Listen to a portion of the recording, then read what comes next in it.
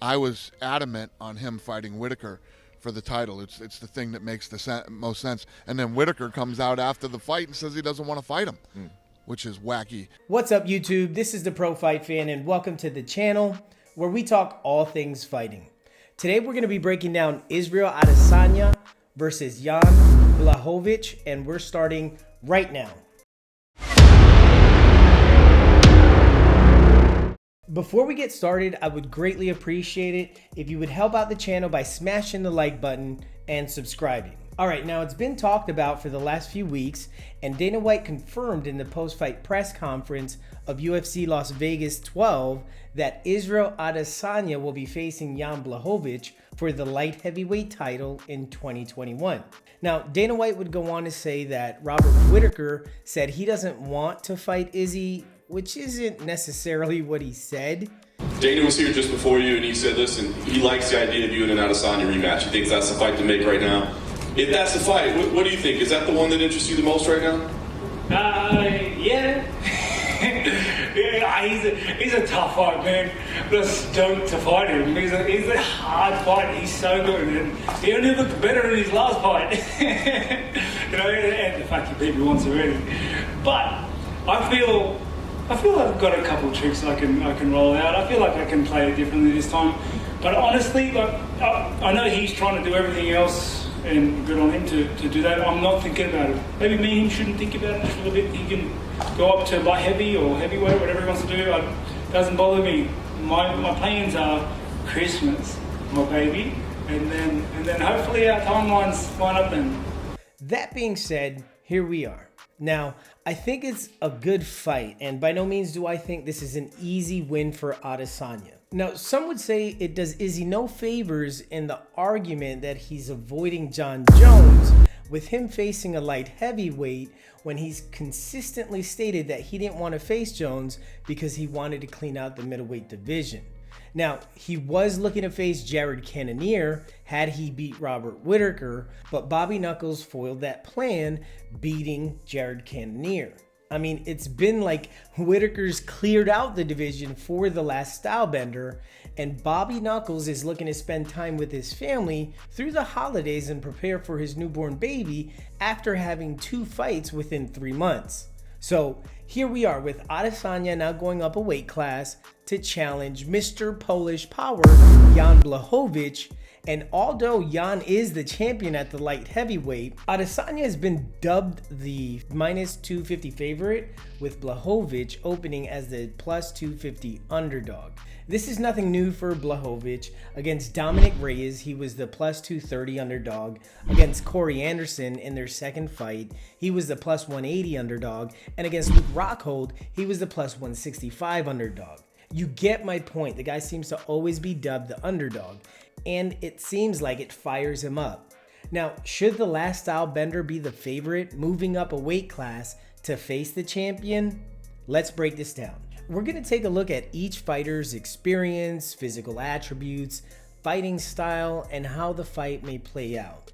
Starting with the light heavyweight champion, Jan Blachowicz has an overall MMA record of 27-8 with 8 KOs or TKOs, 9 submissions, and 10 decisions. In the UFC, Jan is 10-5 with 4 KOs or TKOs, 2 submissions, and 4 decisions. He's 8-1 over his last 9 fights and has won his last 4 fights in a row, of which 3 have come by KO or TKO over Dominic Reyes, Corey Anderson, and Luke Rockhold.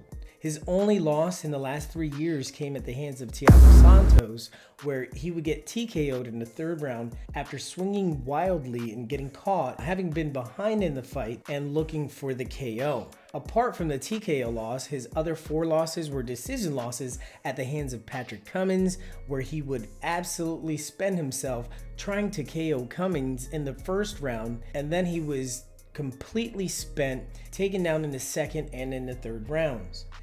Alexander Gustafsson and Corey Anderson would also employ heavy wrestling approaches in their victories over Jan. Jimmy Manuwa would beat Jan by close decision in a back-and-forth stand-up fight all early in his UFC career. Jan would go on to avenge his losses to Jimmy Manuwa, who he would beat by unanimous decision in March 2017, and he KO'd Corey Anderson in their rematch in February of this year. So what does Jan attribute this career resurgence to? Gdzie jesteśmy w jednym z podwarszawskich lasów, do którego zawsze przychodzę z pieskami, wyprowadzać je na spacery. I taka historyjka związana z tym miejscem, w którym się znajdujemy, ponieważ znalazłem tu kiedyś swego czasu wisielca. No ale okej, no znalazłem go, bo go znalazłem, wiadomo, trzeba było wezwać służby i tak dalej, policję, karetkę.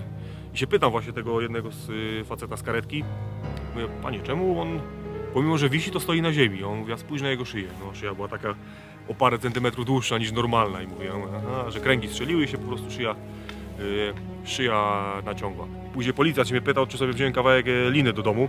Ja się go pytam, po co? On mówi, na szczęście, bo jak na szczęście? On mówi, no, że jak znajdziesz wisielca, to bierzesz linę do domu.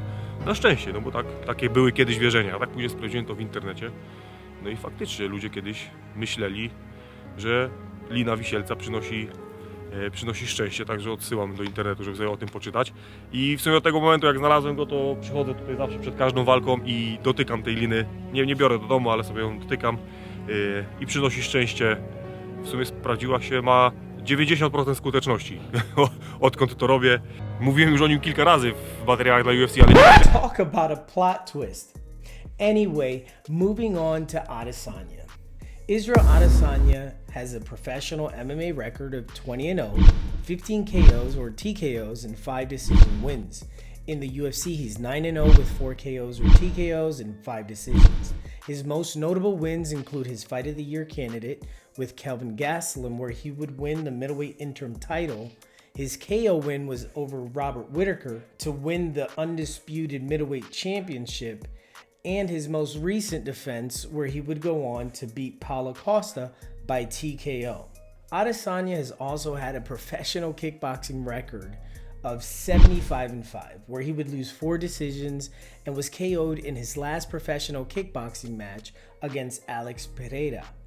Adesanya has had an entire professional career in kickboxing at the highest level before his MMA career.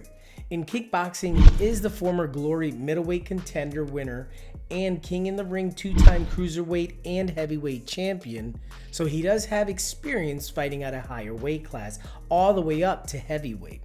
Adesanya is 6'4" with an 80-inch reach, while Blachowicz is 6'2" with a 78-inch reach.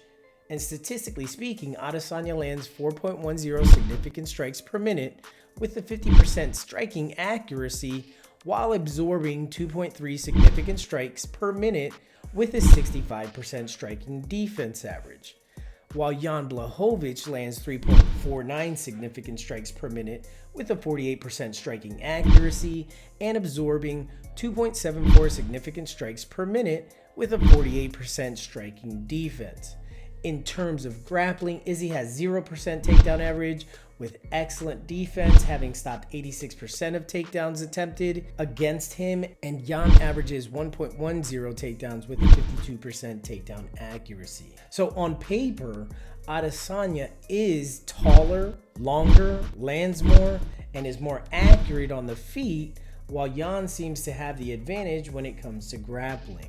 Stylistically, Adesanya is a counter striker who uses feints quite a bit to draw out his opponent's reactions as he registers the data. He has shown his ability to stay off of the cage when fighters try and move forward, as he moves in angles. He hardly ever moves in straight lines to avoid getting hit. He can fight out of both an orthodox or southpaw stance, and he switches seamlessly from one to the other. His striking IQ is one of the best in the UFC. He also moves his head extremely well, and most of the time he'll move his head back at an angle and counter his opponents with laser-like precision. He likes to keep his lead hand out to keep his range where he wants it. Adesanya also has great kicks to the leg, the body, and the head, and we saw how effective he can be with his leg kicks as well against Costa. His attacks are extremely varied, and it's hard to predict what he's going to do next.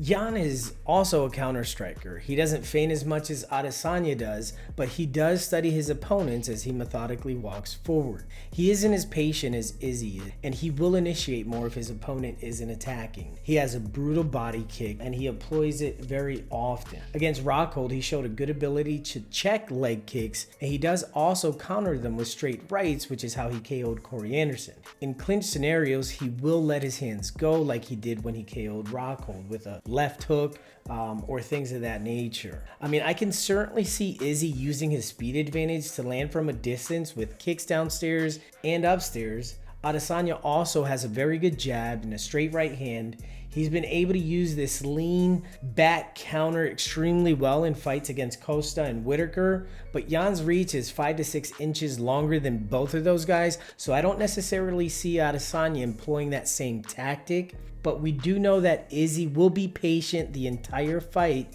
if he needs to be, like he showed against Romero, while Jan has shown he's willing to move forward and throw bombs if his opponent isn't willing to engage. I think most people expect Adesanya to win this one quite easy and are looking for Izzy to challenge Jones in the summer of next year, but this isn't necessarily a walk in the park. Everyone forgets that Jan just TKO'd and mostly dominated the man many felt John Jones lost to in Dominic. At 37, he's shown that he's still improving and his confidence has to be at an all-time high. Jan has been the underdog in all his last 3 fights en route to becoming the undisputed light heavyweight champion.